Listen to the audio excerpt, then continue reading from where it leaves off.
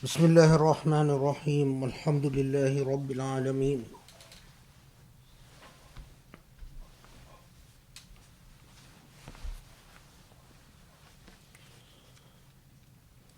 وسبحان الله العلي العظيم نشهد أن لا إله إلا الله وأن محمدا عبده ورسوله خاتم النبيين المرسل رحمة للعالمين. سبحان الله، نؤمن به ونستعينه ونستهديه ونستجيره ونستنصره، فإنه حق من يهدي الله فلا مضل له ومن يضلله فلا هادي له. اللهم اجعل في أسماعنا نورا، واجعل في بصرنا نورا، واعظم لنا نورا،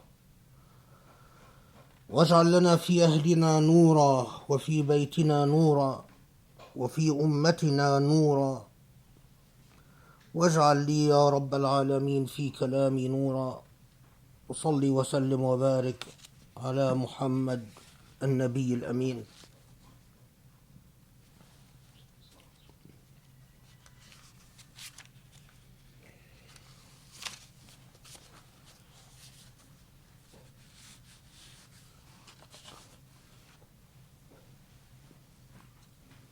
There are so many challenges in today's world to all human beings, and of course to Muslims.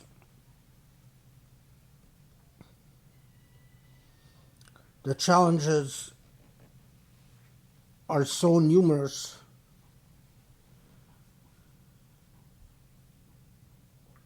that there is really no point in recounting all of them or even attempting to summarize them. However, it is always critical to remember that whatever challenges confront humanity, whatever challenges confront Muslims, at the core of everything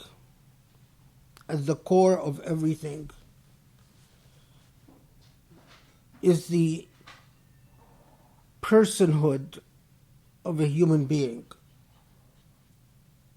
In other words,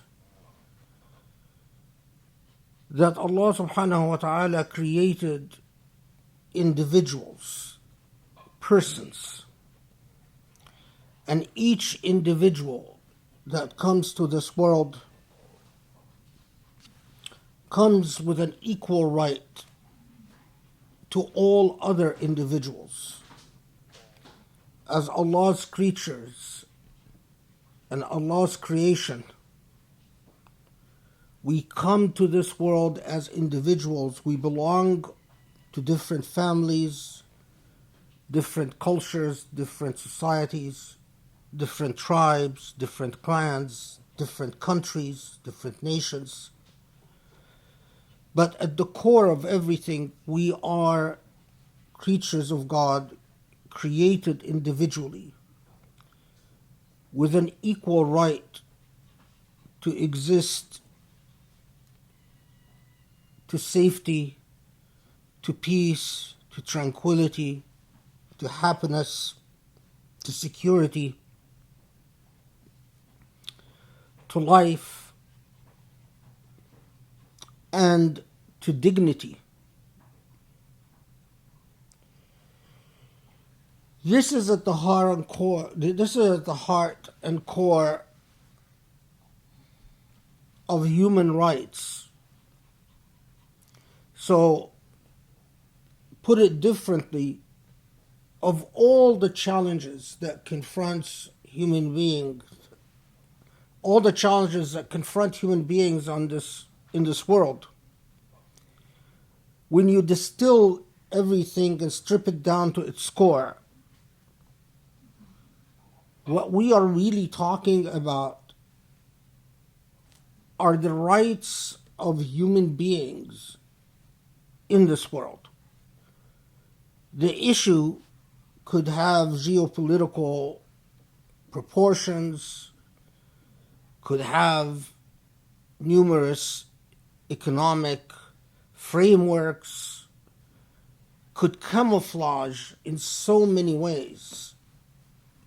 The issue could sound like it is about countries, nations, sovereignty, geopolitics, economic world orders, but at the heart and core of everything is what we label in modern language as human rights.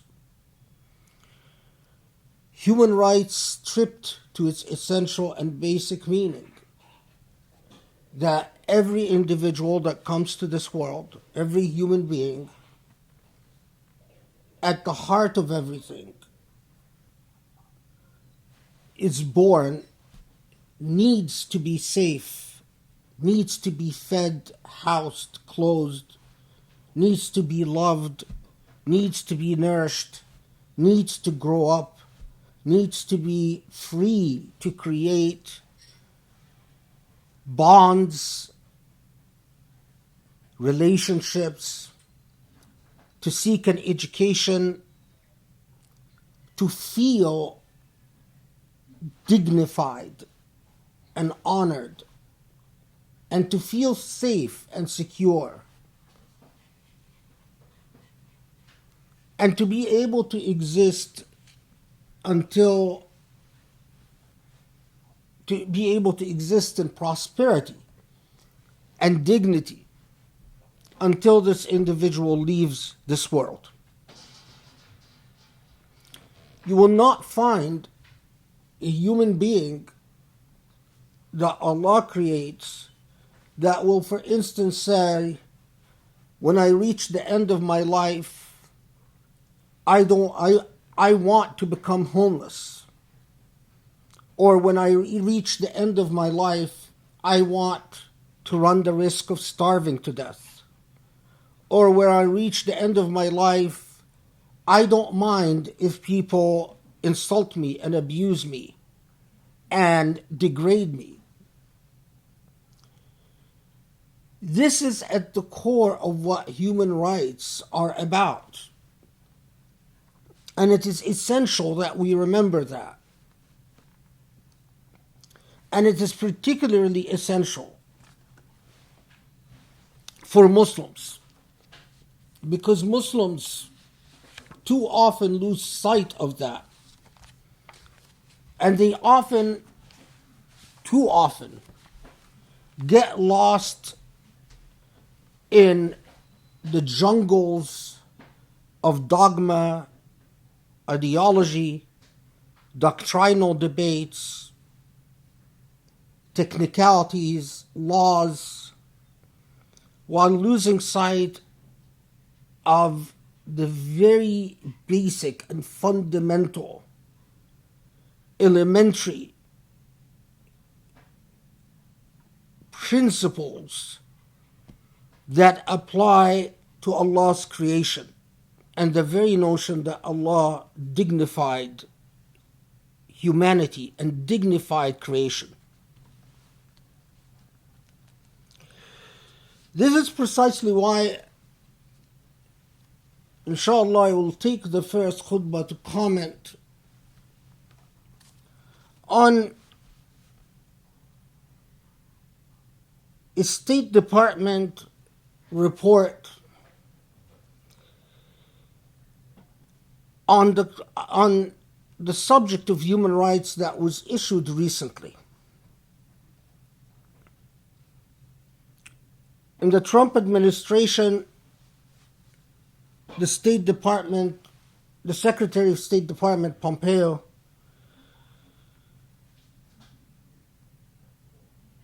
appointed a commission called the Commission on Unalienable Rights, a commission that is supposed to advise the State Department and the Trump administration on the subject of human rights in the modern age.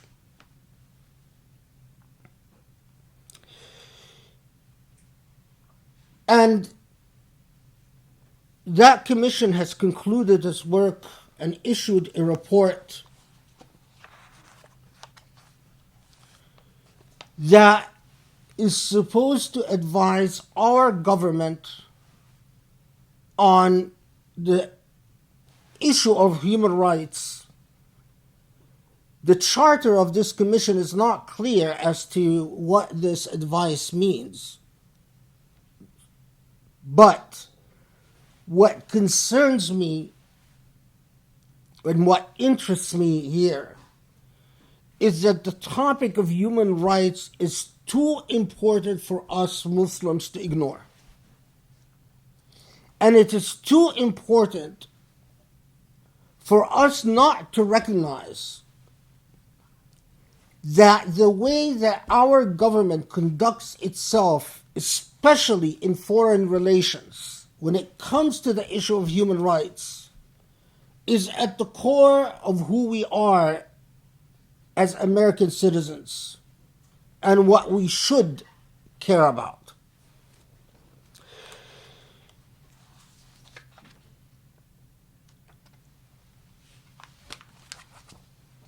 It was rather interesting from the outset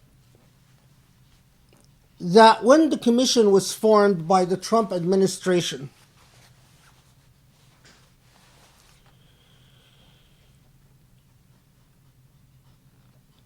Mary Ann Glendon, who's a very well-known Harvard Law professor, was appointed as the chair of the commission. Now, the appointment of Mary Ann Glendon to chair the commission gives the commission a certain ideological bent. Mary Ann Glendon is known in the conservative movement, is known as a human rights scholar or a legal scholar whose writings on human rights favors a certain conception of human rights,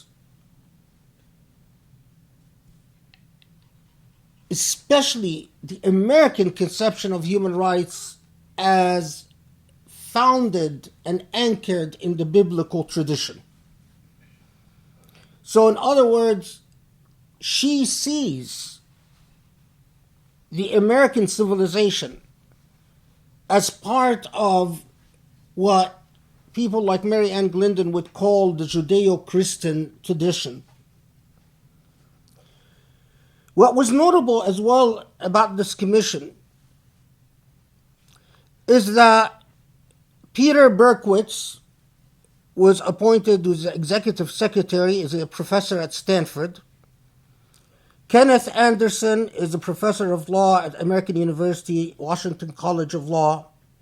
Russell Berman is a Stanford professor.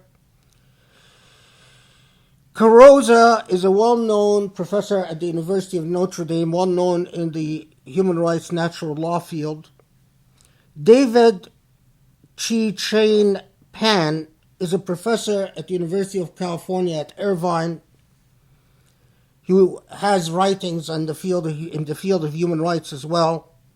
Jacqueline Rivers teaches at Harvard, and she has writings and publications in the field of human rights. Mir Slovichek is a professor at Yeshiva University who has written on human rights in the Jewish tradition. Katrina Lantos Sweat is from the Tom Lantos Foundation. She holds a Harvard PhD, and she also has well-known set of writings in the field of human rights, although I don't count Katrina as a real scholar.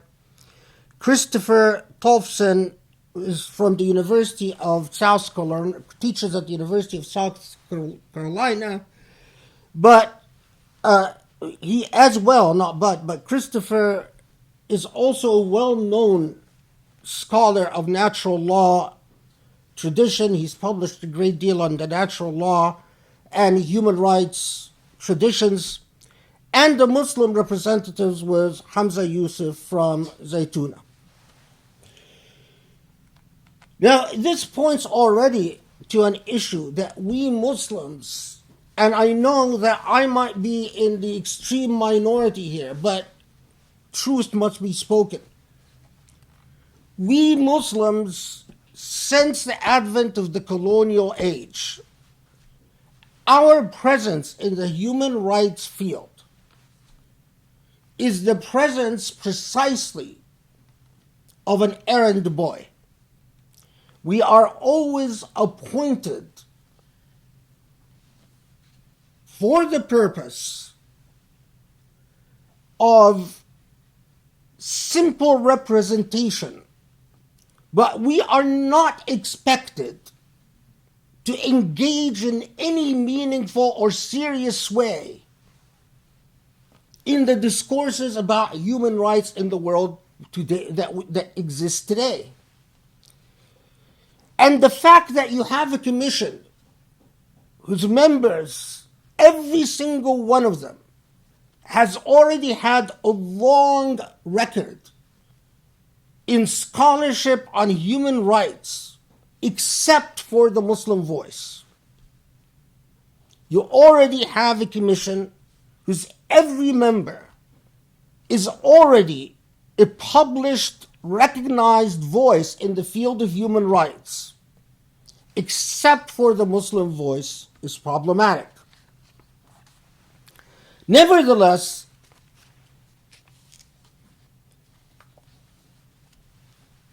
we waited until the report came out.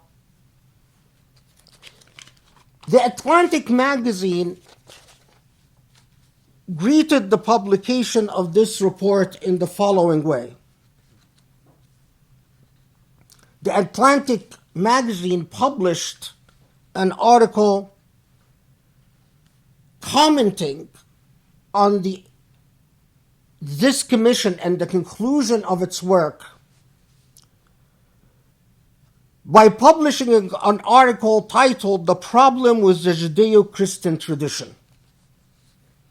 The article starts out, "Last week, the State Department's Commission on Unalienable Rights issued its report on the global status of human rights. The report, which resulted from a year of cerebral discussions with a carefully curated set of scholars and activists." The use of activists is interesting. "Set of scholars and activists brought the conversation back to where it started, an impassioned celebration of religious freedom as the most important human right. Anticipating criticisms of advancing a highly selective conservative Christian reading of human rights, Secretary of State Mike Pompeo has defended the focus on religious rights as a distinctively American birthright now applicable to all manner of faith traditions. In fact," he argues, "the original American human rights vision was inspired equally by another non-Christian religion, Judaism. The report," he has said, "will return America's standing of human rights back to the fundamental moorings of the Judeo-Christian tradition on which this country was founded." The article in the Atlantic then goes on to say, the problem, though, is that the so-called Judeo-Christian tradition has never existed. That, in fact, the concept of a Judeo-Christian tradition was invented only in the 20th century as a response to the conflict with the communist bloc and with National Socialism and communism. And that then the article goes on to discuss the writings of Paul Tillich, the American philosopher Paul Tillich, and his use of the concept of Judeo-Christian values and Judeo-Christian civilization. But as the article correctly points out, there was never a Judeo-Christian civilization, and there was never a Judeo-Christian tradition. In fact, Christians, for most of their history, have systematically and persistently discriminated against and persecuted Jews and targeted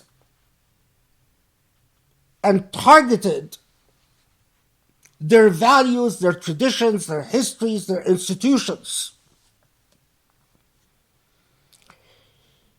There's a very good and a very important book that discusses the concept of Judeo-Christian tradition and the concept of Judeo-Christian civilization in a coherent, scholarly, and systematic way. The book is written by Professor Helen Gaston. It's called Imagining Judeo-Christian America, Religion, Secularism, and the Redefinition of Democracy. If you want a thorough vetting of that concept of Judeo-Christian anything, you should read that book. Now, the response of the Atlantic magazine to the report is very interesting. The Atlantic magazine looked at the report and said that basically the report is a fulfillment of an already biased project, a project in which the Trump administration wanted to claim that the American human rights tradition is based in the Judeo-Christian tradition, to basically say that American human rights are Judeo-Christian. And that the objective of the Trump administration was already an ideological project, not about human rights at all. And that the Commission's report basically fulfilled that role, in that it privileges religious freedom, and we'll talk about why religious freedom in a second, and that it anchors American human rights in the Judeo-Christian tradition, and that as such, it plays into the imperialistic project of the Trump administration around the world.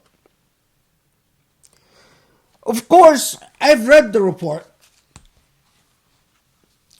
and because the report is written by sophisticated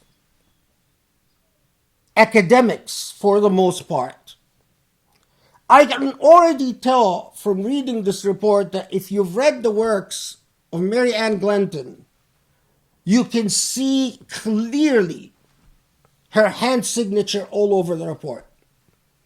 In fact, the report really is a product of the precise scholarship you would expect from Mary Ann Glenton. It talks about a distinctive American human rights tradition. A distinctive American human rights tradition that is distinct and separate from the Universal Declaration of Human Rights. It talks about points of overlap between the international human rights tradition and the American human rights tradition. It talks about that the true human rights tradition, and replace with the word true American, is that these are the rights that are innate, that are God-given, that are based in natural law. And that the rights that are based in natural law are separate and apart from the rights that are a product of positive law or international treaties. That in fact the natural rights that are part of the natural order trump and precede any contractual social rights that might be created. It talks about the fact that civil and political rights are more fundamental and more basic than economic and cultural and social rights. while conceding that all rights in theory are equal, in reality, the U.S. must give priority to certain rights over others, and that it is entirely just and justified for the United States, in conducting its foreign policy, to privilege certain rights over other rights. In this report, we find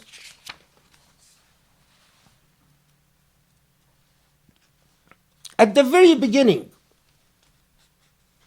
under the heading The Distinctive American Rights Tradition, the report says, among the traditions that form the American spirit, three stand out.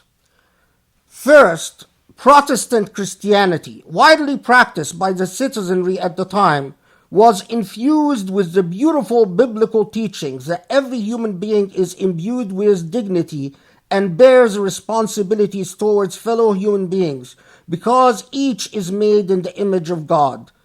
The civic republican ideal rooted in classical Rome stressed that freedom and equality under the law depend on an ethical citizenry that embraces the obligations of self-government.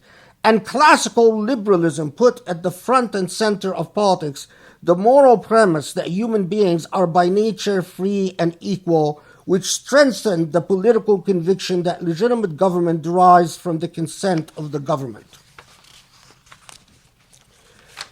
Elsewhere,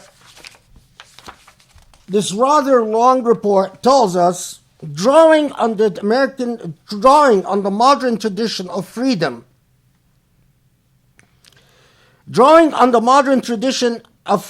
and their biblical heritage, the American founders saw themselves as intellectual and political pioneers of religious liberty.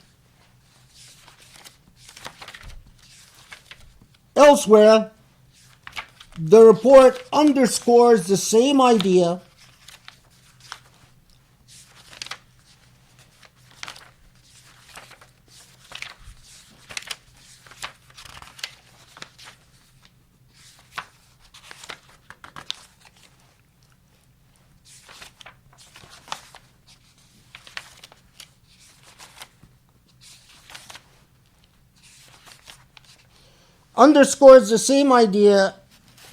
by saying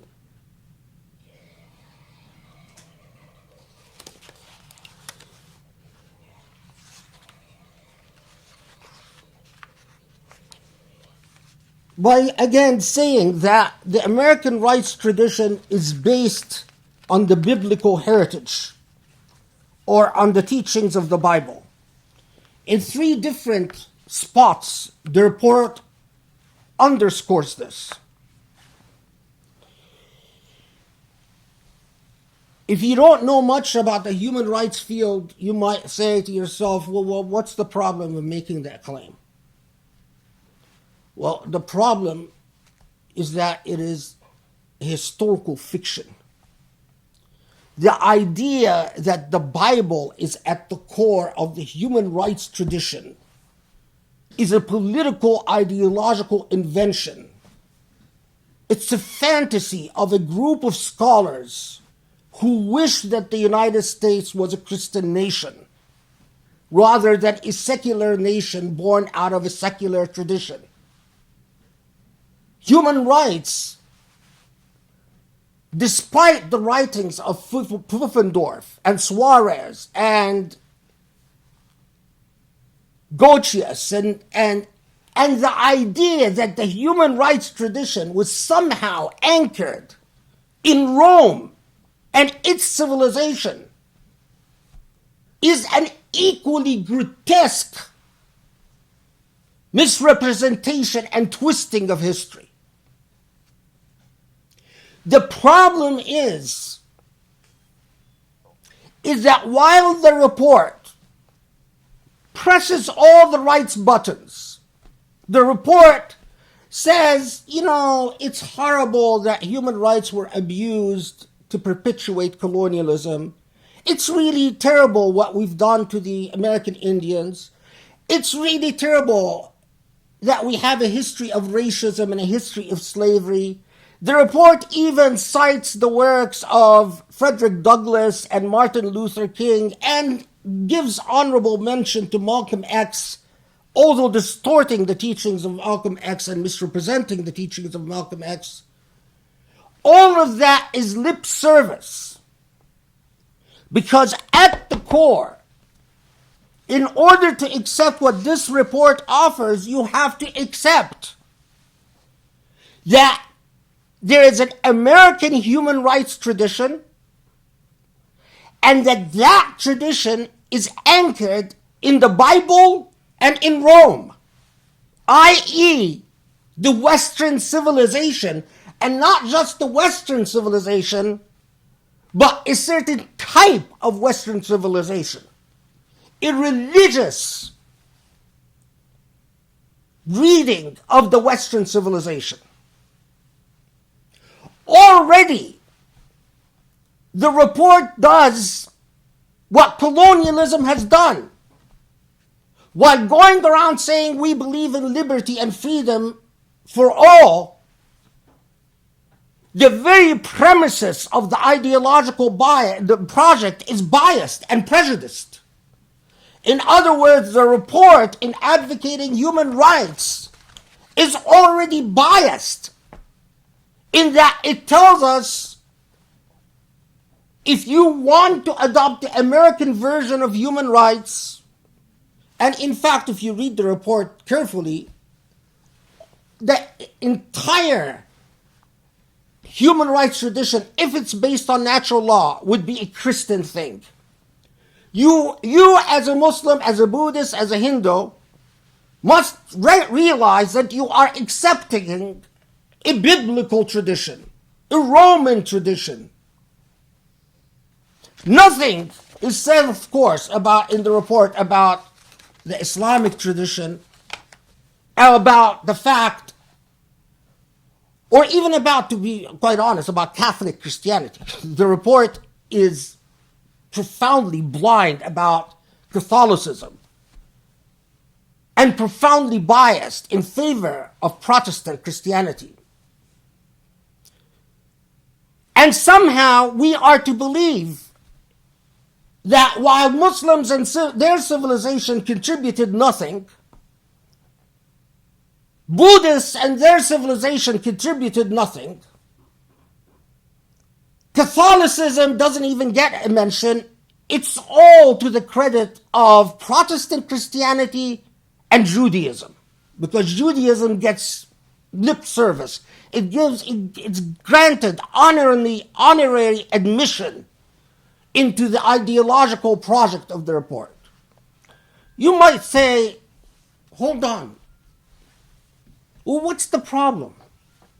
Okay, so if they want to believe that the American human rights tradition is founded on the Bible, although if you read the Bible, you'd realize that's an impossibility. And if you knew the history of secularism, you would also realize that that's an impossibility. And if you knew the history of colonialism, you would know that the world was colonized because of the Bible, or an ideological trope in the colonization of the world was the Bible. The Bible was not used in the colonial project to defend the rights of people. It was used to dominate and control and abuse people. You might say, well, what's the problem? They want to believe that, let them believe that. The problem is that when all is said and done, the report says the following. There are a set of rights that are fundamental and core. And then there are subsidiary rights, and there are legal rights, political rights that are not so essential and core. What are those essential and basic rights? They're the rights of the Declaration of Independence, they're the American rights, they're the biblical rights. Well, like what? The pursuit of happiness, liberty, equality before the law, and religious freedom. Well, what are the rights that are not so important? Well, the rights to have a home, the rights to have food, the rights to have a job, the right to have an education. The report says, well, the right of education and the right of a home and those economic types of rights are recognized through our New Deal laws. But they're not constitutional rights, and that's okay. Well, that's exactly the problem. That's exactly the problem. So why privilege religious rights? Why does the Atlantic point out to the fact that the report privileges religious rights and the Atlantic is right? In the Christian tradition, what religious rights amounted to was the right to proselytize and evangelize the rest of the world. The right to religious freedom was used by the United States to support missionary work in Japan after World War II, to support missionary work in South Korea, to support missionary work in China and Taiwan, to support missionary work in Sudan, to support missionary work all over Africa.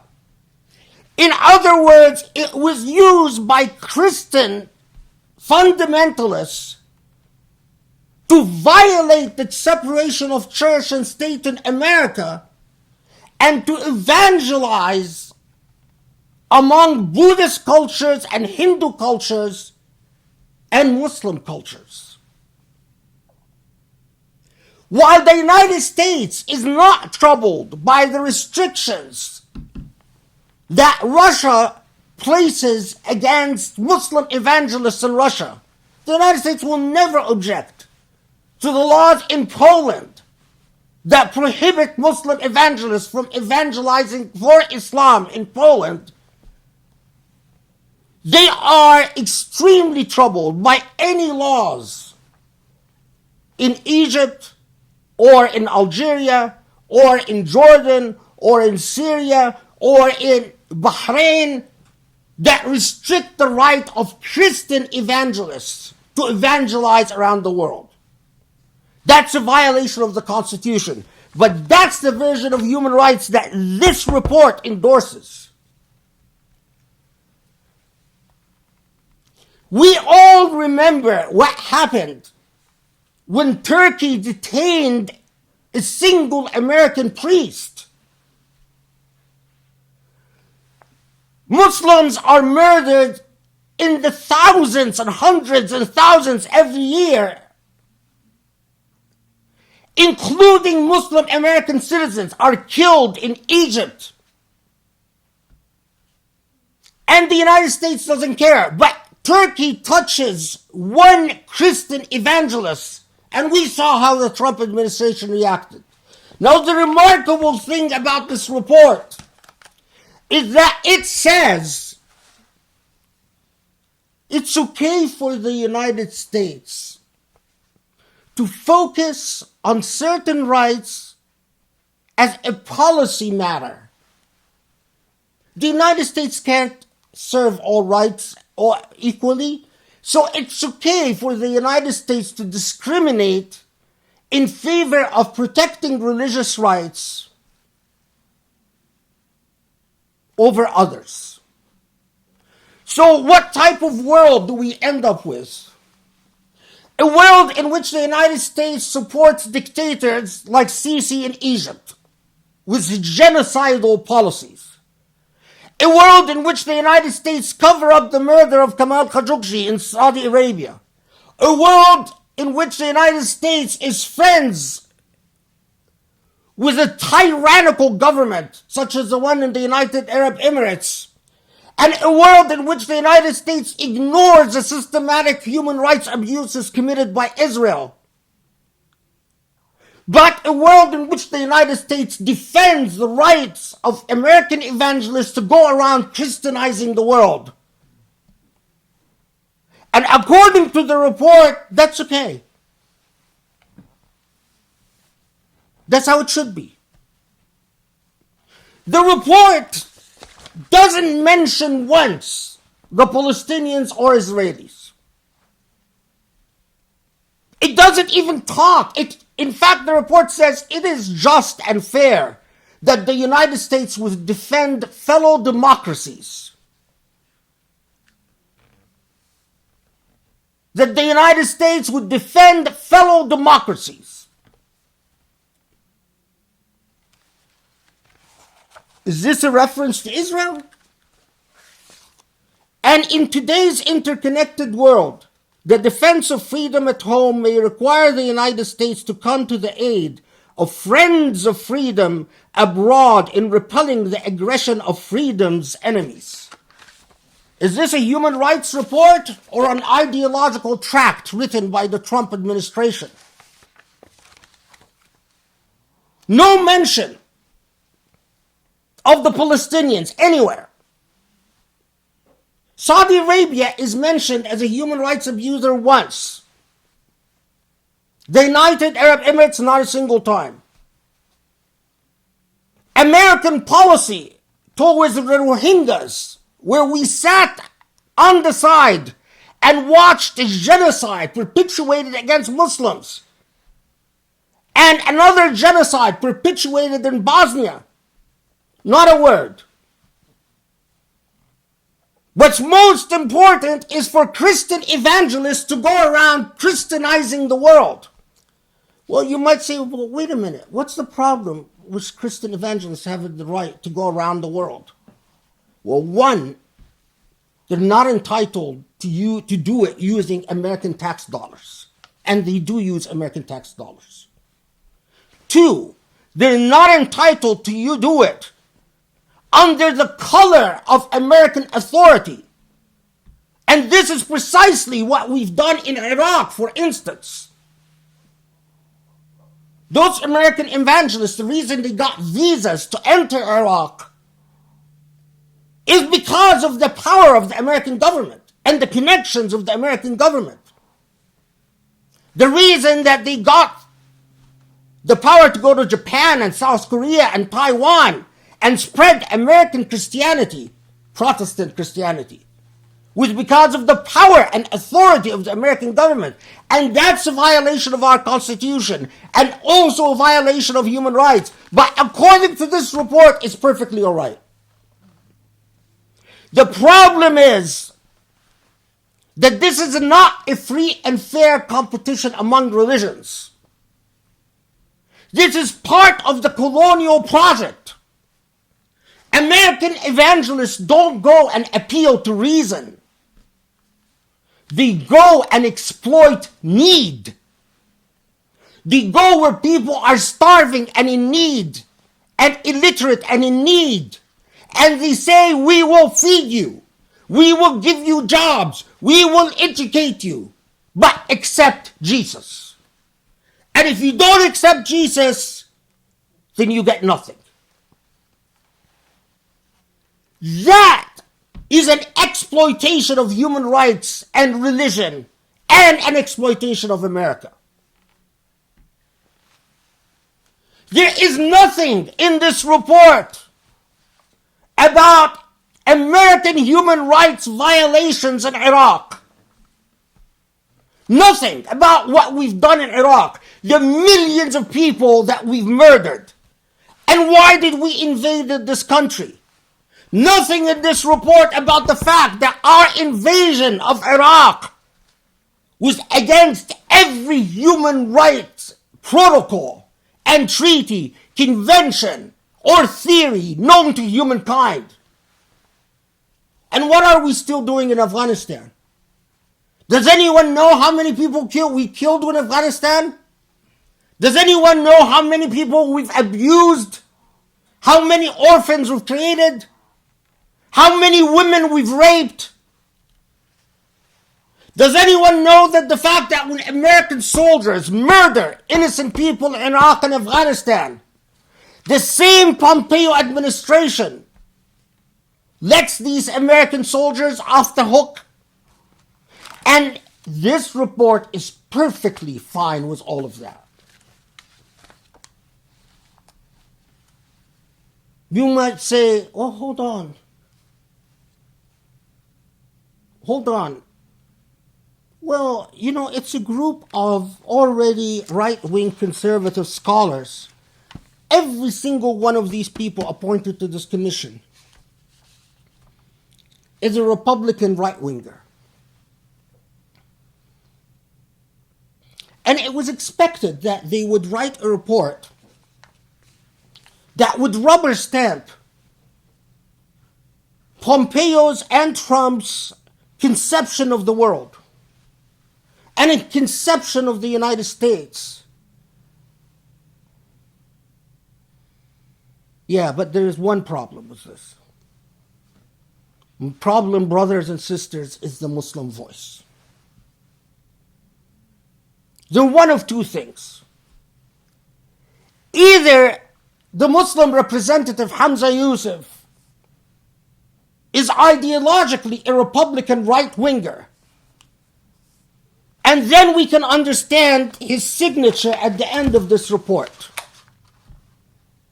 Or he was put where he does not belong because he does not have the understanding of the subtleties and complexities and history of the human rights tradition and its debates. And so he was like the person invited to the party who have no clue what is going on, and he's just happy to be the Muslim representatives, smiling pointlessly and meaninglessly, as non-Muslims look at him condescendingly and praise him. Good boy, but he contributes nothing. If there was a real Muslim voice, it would be a dissenting voice in this report. A Muslim voice would say, hold on. How about Iraq? How about the Palestinians? How about the Afghanis? How about the thousands and thousands and thousands of Muslims butchered everywhere? How about the human rights abuses of Christian missionaries all over the Middle East and all over the world? How about the fact that you've used American power to Christianize the world in a colonial project? How about?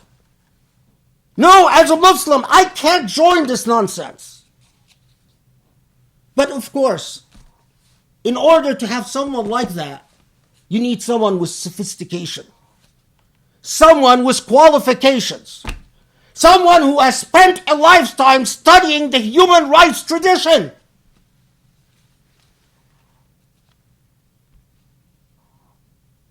Either the Muslim voice is a Republican right-winger who agrees with everything,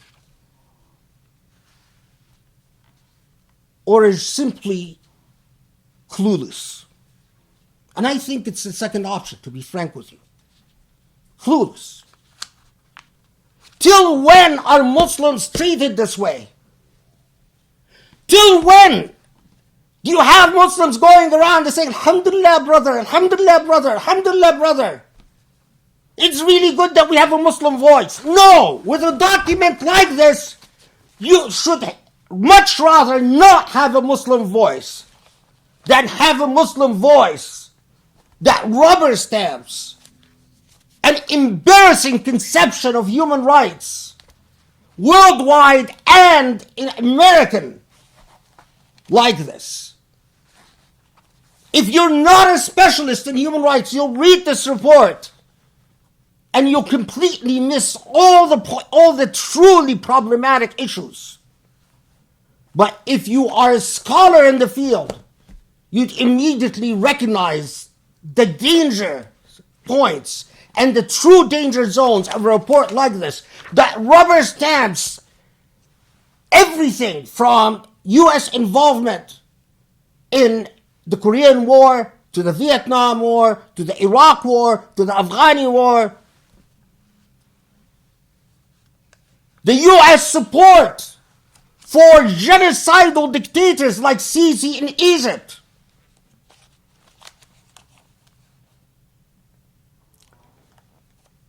but the Muslim representative is a card-carrying, proud agent on behalf of the United Arab Emirates. According to his own biography, he is happily appointed to an official capacity on behalf of one of the main human rights violators in the Arab world. In fact, the king of United Arab Emirates is known in the Arab world as Shaitan al-Arab, the devil of Arabs, because of the number of human rights violations he's involved in. This is like someone who represents the Assad regime being appointed to a human rights commission in the United States. Yes, it is that serious, and yes, it is that bad. And sadly, until my fellow Muslims recognize what is up and what is down, what is moral and what is immoral, what is wrong and what is right,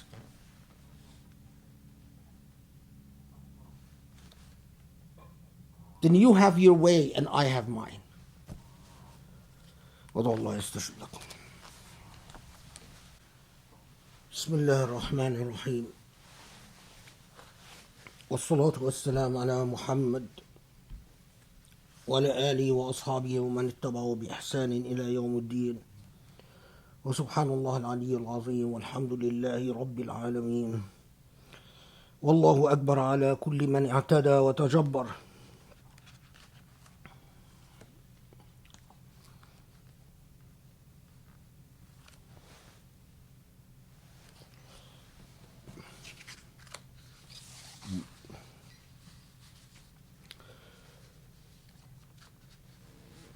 In the second khutbah, I want to take us away from the field of Muslim failures and disappointments and heartbreak, and all the ways that Muslims have yet so much to accomplish before they can speak on behalf of God, or at least represent God's Islam in an honorable, respectful, and dignified fashion.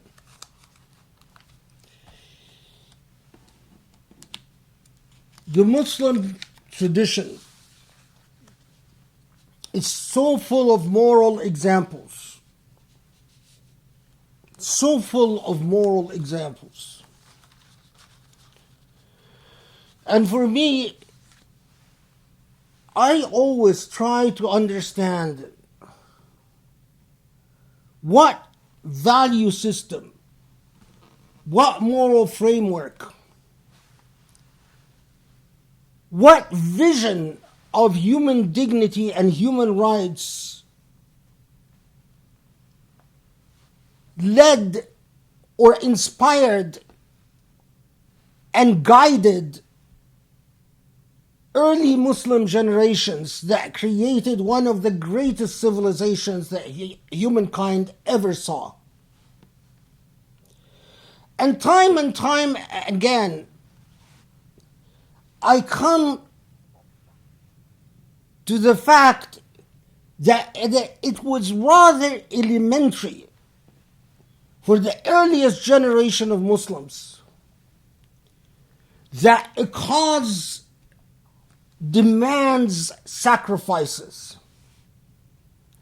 and that without sacrifices, any talk about a cause is nonsense, and that the most important type of sacrifice was one in which you relinquish your attachment to materialism and the luxuries and enjoyments.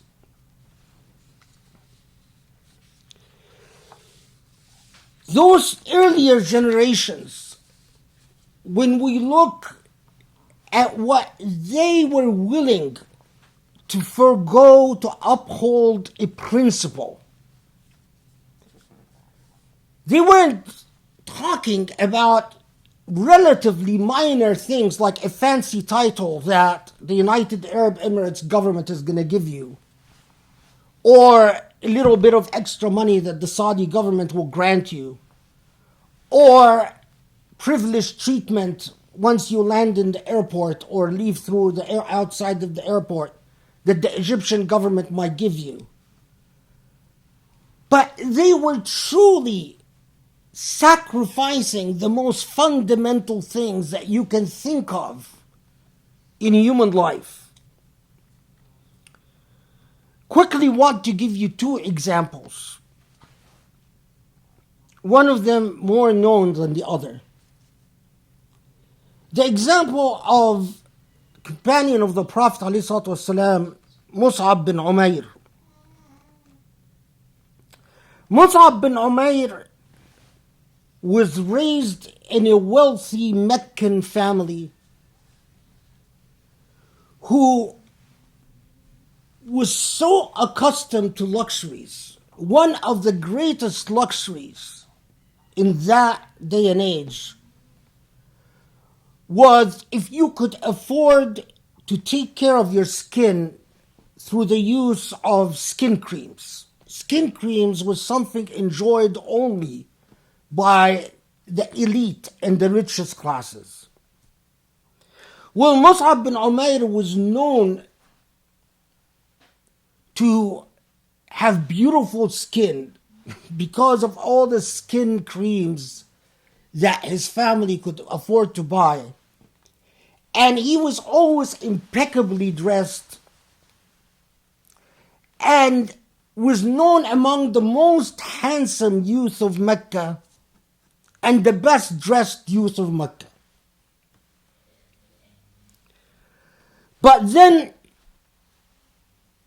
Islam happened.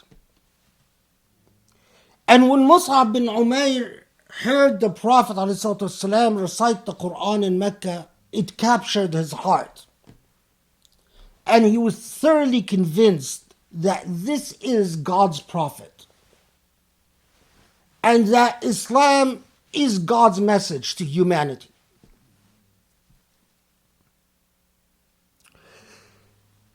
So Mus'ab ibn Umair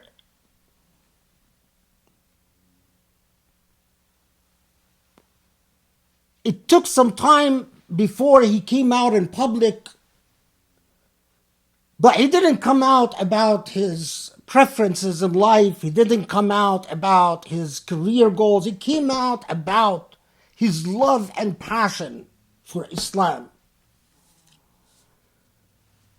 When his family found out, they imprisoned Mus'ab ibn Umair, starved him, denied him his privileges and his entertainments, wouldn't let him go out, locked him up in a room, and abused him.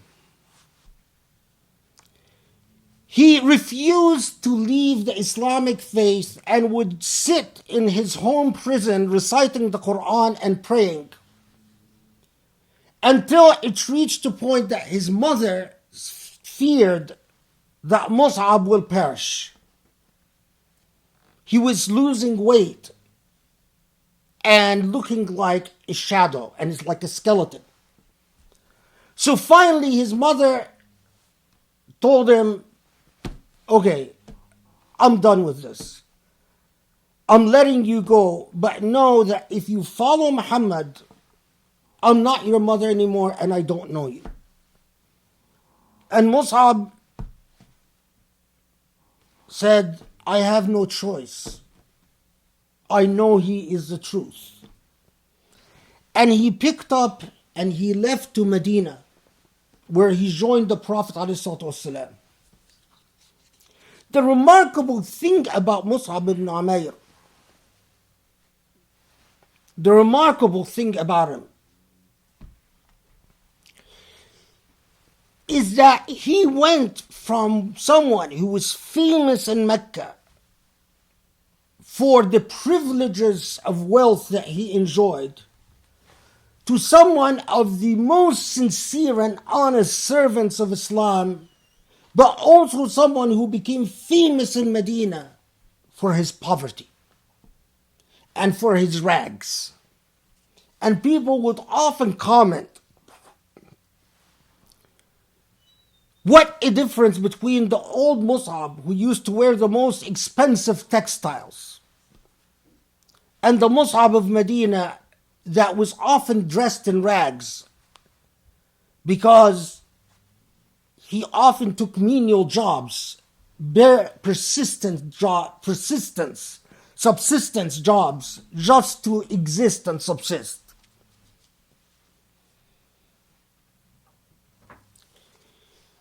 Mus'ab was raised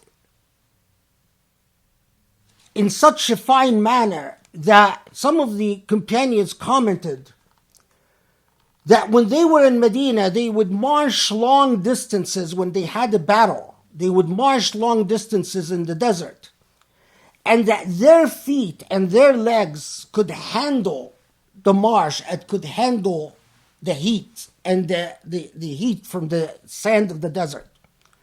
Poor Mus'ab, because he was raised in luxury, his feet would blister, and he would get cramps that were so bad that the other companions would have to carry him on their way to battle and the way back from battle.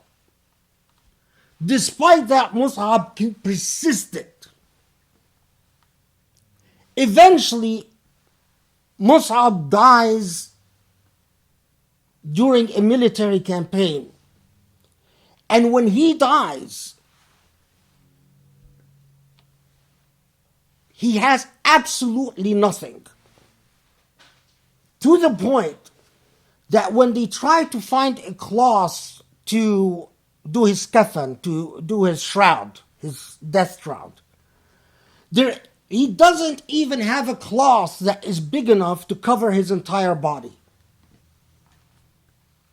Not even a textile or a piece of clothes at his home to cover his entire body.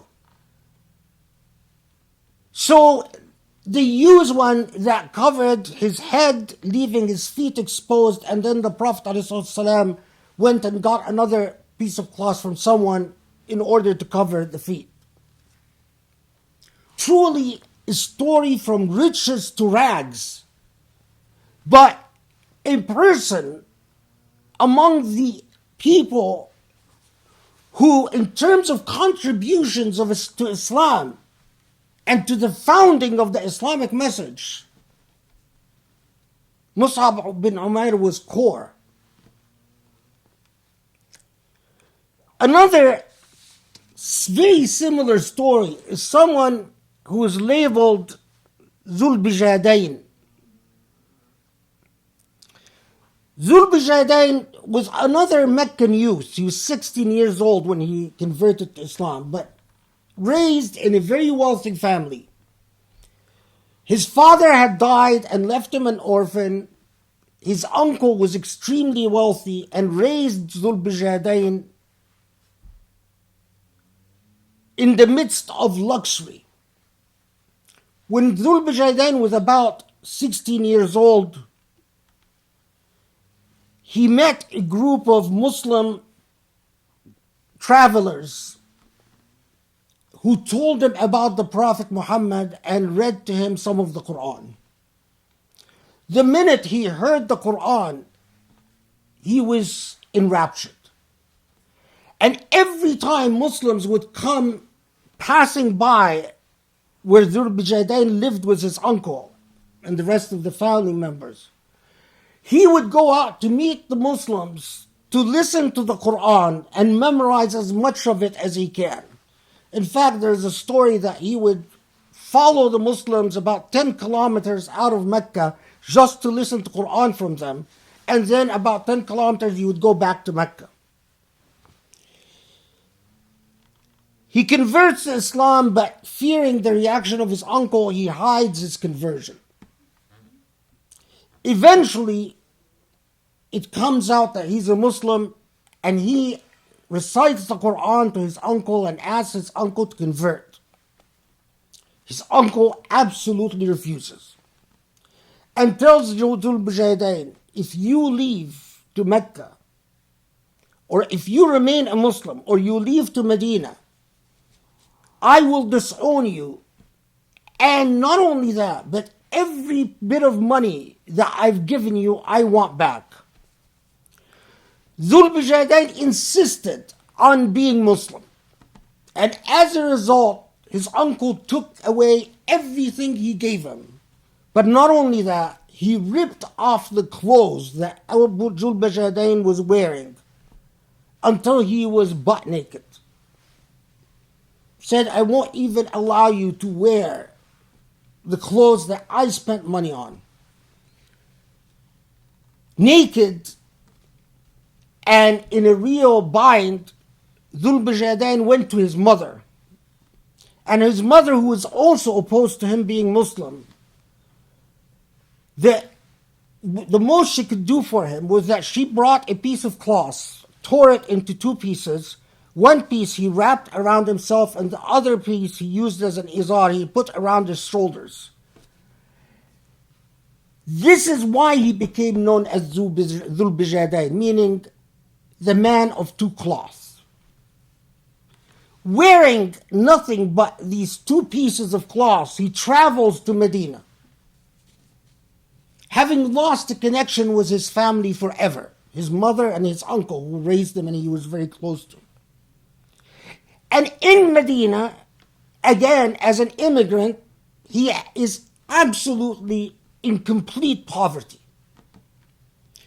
But Judeo-Christian was obsessed with prayer and with the Quran.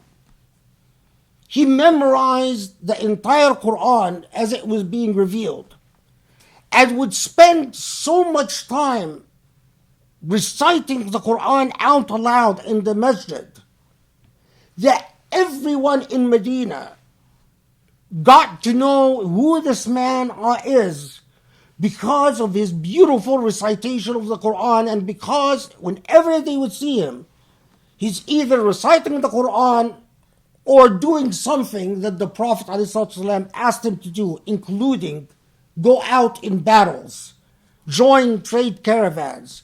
But even when he would go out to battle or trade, he would consistently pray and recite the Quran, especially recite the Quran. Eventually, in the Battle of Tabuk,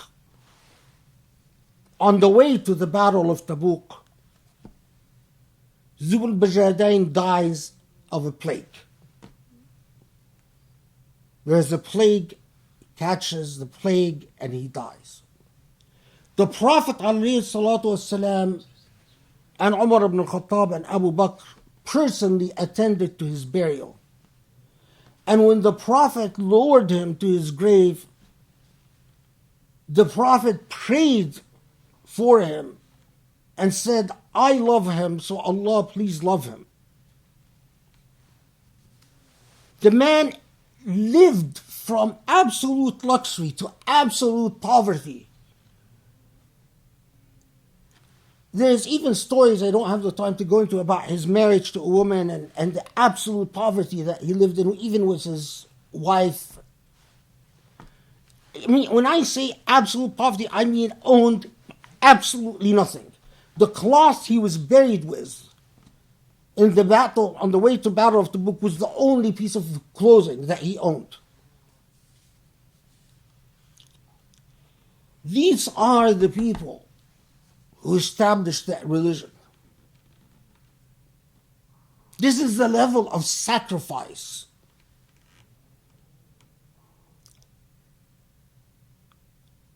I don't know a cause on the face of this earth that didn't take dedicated people who is willing to sacrifice everything in the sake of that cause. The hardest thing to sacrifice is money and time. The easiest shortcut is to end your life, is to sacrifice your life. That's the easiest shortcut. The hardest is money and time. May this ummah wake up, and may we realize the type of commitment that guided our ancestors and that allowed Allah's barakah and Allah's aid to be with them. Allahumma afu anna, Allahumma aghfir lana, Allahumma arhamna, Allahumma ansur al-Islam wa izz al-Muslimin, Ya Rabbal Alameen. Allah, forgive our sins, guide us to a better path, guide us to the straight path. Give us light and wisdom, and make us sagacious in all of our affairs. Make us sincere in your service, Ya Allah. Wa salli wa sallim wa barik ala Muhammad wa ala alihi wa sahbihi wa aqim as-salat.